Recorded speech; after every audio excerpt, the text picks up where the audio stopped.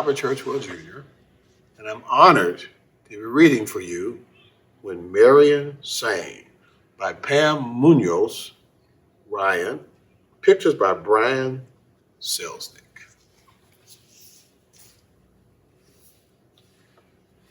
It's a beautiful book, beautiful stage, a beautiful lady too.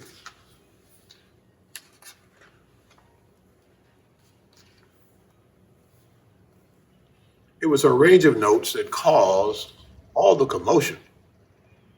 When, with one breath, she sounded like rain, sprinkling high notes in the morning sun. And with the next, she was thunder, resounding deep in a dark sky. Season of 2002, Scholastic Press, New York presents When Marian Sang.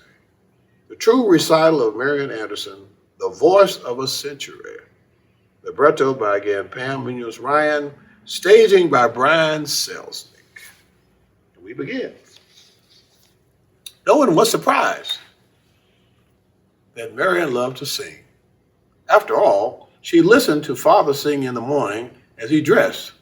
Mother often hummed while she worked in the kitchen. Sometimes Marian and her little sisters, Ethel May and Elise, sang songs all afternoon.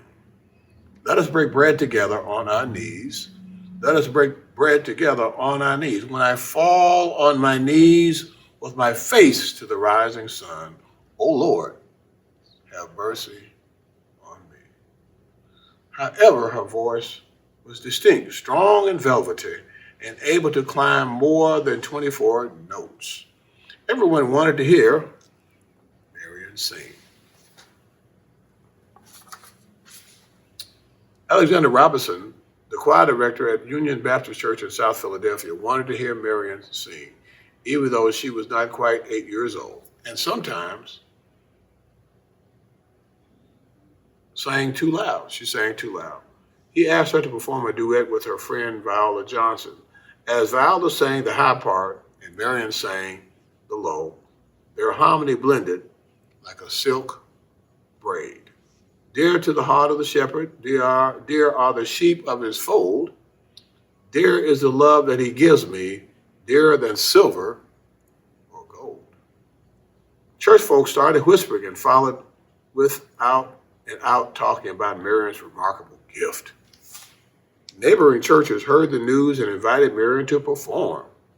One advertisement said, "Come and hear the baby contralto, 10 years old." And people came. You see the picture of Marian and her friends singing in the church. When Marian sang, it was often with her eyes closed, as if finding the music within. Audiences heard not only words, but feelings too. Spirited worship, tender affection, and nothing short of joy. She was chosen for the celebrated People's Chorus, 100 voices from all the black church choirs in Philadelphia. She was one of the youngest members and had to stand on a chair so those in the back could see the pride of South Philadelphia. Her father was proud too, but protective. He didn't want anyone taking advantage of his child. Father's love made Marian feel important. When he died after an injury at the Reading Terminal where he sold ice, tragedy filled Marian's heart and sometimes her songs. Were you there when they laid him in the tomb? Were you there when they laid him in the tomb? Oh, sometimes it causes me to tremble, tremble, tremble. Were you there when they laid him in the tomb?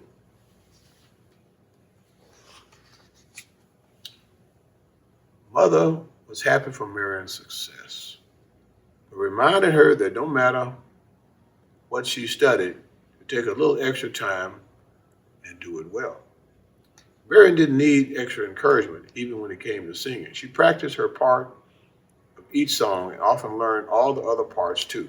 For her music was serious business, and more than anything, she hoped to someday go to music school. Church members promised tuition for Marian if she was accepted. Since father's death, Marian worked at odd jobs and sang in concert programs and other in order to help support her family. It wasn't until 1915, when Marian was 18, that she finally went to a music school and patiently waited in line for an application. But the girl behind the counter helped everyone except Marian. Was she invisible?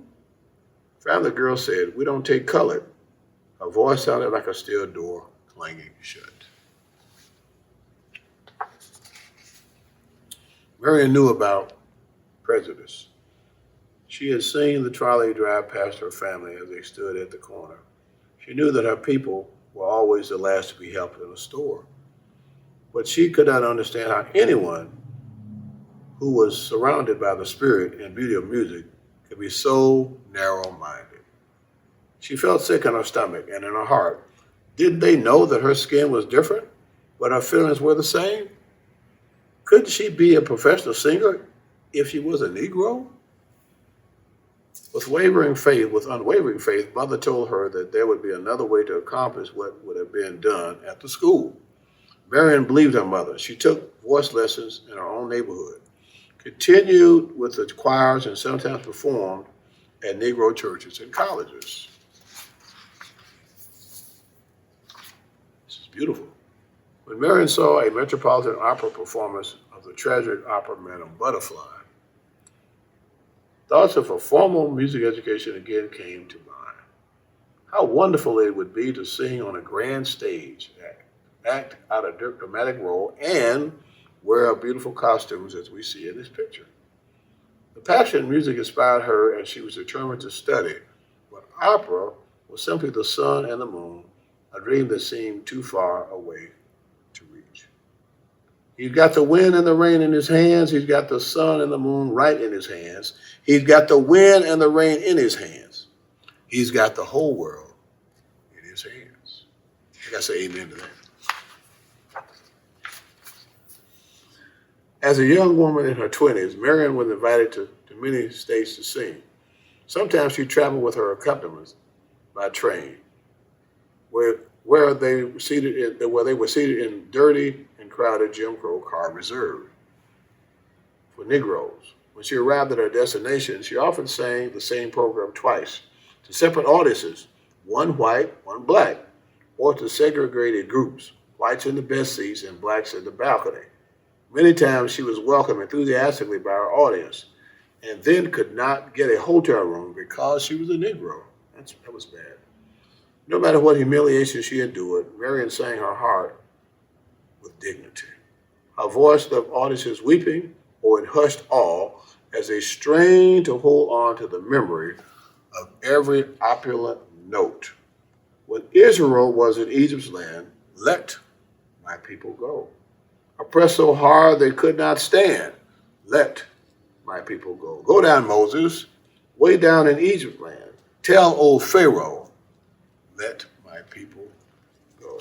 I'm sure many of you all may have heard that song too. Marian still wanted to advance her singing with master teachers. With the help of friends, she was granted an audition with the fierce yet famous Giuseppe Borghetti. When she arrived at his studio, Mr. Borghetti announced that he didn't have time or room for new students. Too afraid even to look at him, Marian took a deep breath. Slowly, with great emotion, she sang, "Deep River, my home is over Jordan. Deep River, Lord, I want to cross over into campground. Do you want to go to that gospel feast, that promised land where all is peace? Oh, Deep River, Lord, I want to cross over into campground."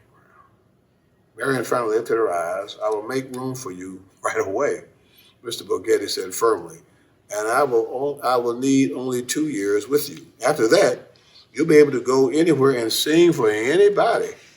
Again, Marian's devoted church community raised the money for her lessons.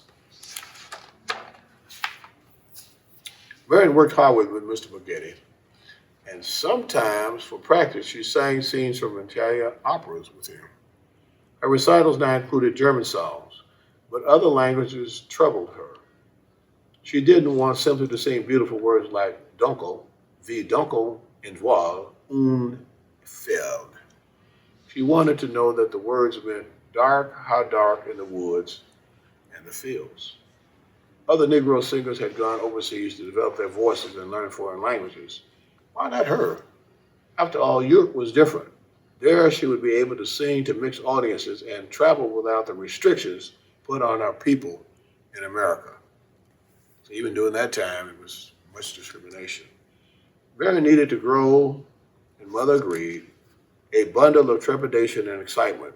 Marian boarded the Ile-de-France in October 1927. She had never been so far from her family. She knew her sisters would take good care of Mother, but still she already felt twinges of homesickness. Sometimes I feel like a motherless child.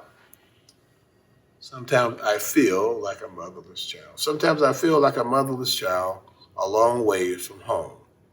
A long ways from home. Sometimes I feel like I'm almost gone. Sometimes I feel like I'm almost gone. Sometimes I feel like I'm almost gone. A long ways from home. A long ways from home.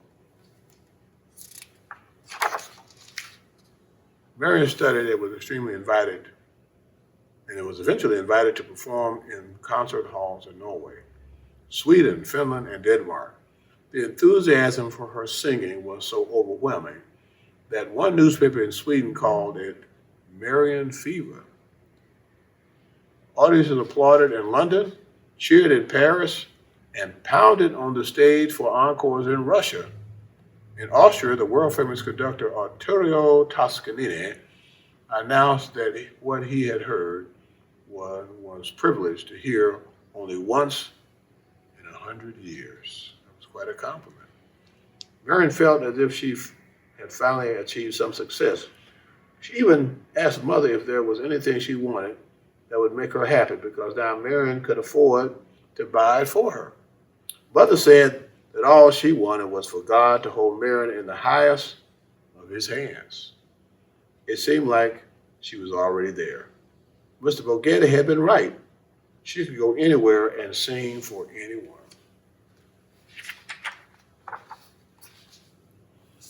As she came home to the United States in 1939, Howard University in Washington, D.C. booked a concert with Marian Anderson and began looking for an auditorium big enough to hold the audience she attracted. They decided that the 4,000-seat Constitution Hall would be perfect, but the manager of the hall said it wasn't available and no other dates were offered because of their white performances only policy.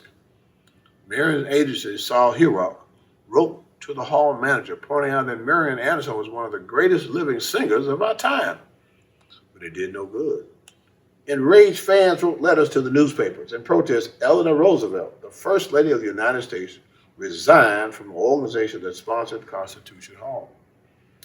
Howard University then tried to reserve a large high school auditorium from an all-white school. Again, they were denied. Now teachers were angry and marched in support of Marian in front of the Board of Education. Washington, D.C. was a boiling pot about to spill over. Wasn't there someplace in our own country's capital where Marian Anderson's voice could be heard? So Black Lives Matter was even back during that time. Kind of started. Committees formed and held meetings. Finally, with President Roosevelt's approval, the Department of the Interior of the United States government invited Marian to sing on the steps of the Lincoln Memorial on Easter Sunday. Her country was offering her a momentous invitation, but she had concerns. Would people protest? Was it dangerous? Would anyone come? Examining her heart, Marian realized that although she was a great singer first and foremost, she also had become a symbol to her people, and she wanted to make it easy for those who would follow her. She said yes. Standing in the shadow of the statue of Lincoln, waiting to be called out, she read the engraved words, "This nation, under God, shall have a new birth of freedom." Marian looked out on a river of 75,000 people. Her heart beat wildly. Would she be able to utter one note? She took a deep breath and felt the power of our audience's goodwill surge towards her. Marian's sisters were there, and Mother too. Marian stood straight and tall. Then she closed her eyes and sang, "My country, 'tis of thee, sweet land of liberty, let freedom ring." A roaring cheer followed every song. At the end of the program, the people pleaded for more. When she began her thought-provoking encore, "Oh, nobody knows the trouble I see. Nobody knows my sorrow." Silence settled on the multitudes. These are the picture of the people as she sang in Washington at Lincoln Monument. Many thousands and thousands of people were at her concert. For almost 16 years after the Lincoln Memorial performance, Marian sang for kings and queens, presidents and prime ministers, famous composers and conductors. She received medal awards and honorary degrees for her magnificent voice, but there was still one place Marian had not sung. When she was finally invited, a dream came true. Marian wondered how people would react. No Negro singer had ever done such a thing. She would be the first, but she didn't need to worry. After she signed the contract, someone said, "Welcome home." An opening night excitement charged the air. As Marian waited in the wings, the orchestra began. Her stomach fluttered. She walked into the grand stage. Trembling, she straightened her costume and waited for the pounding music she knew to be her cue. Tonight was her debut with the Metropolitan Opera. At last, she had reached the sun and the moon. The curtains parted,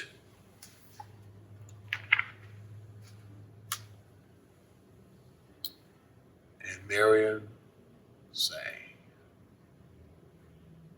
The end.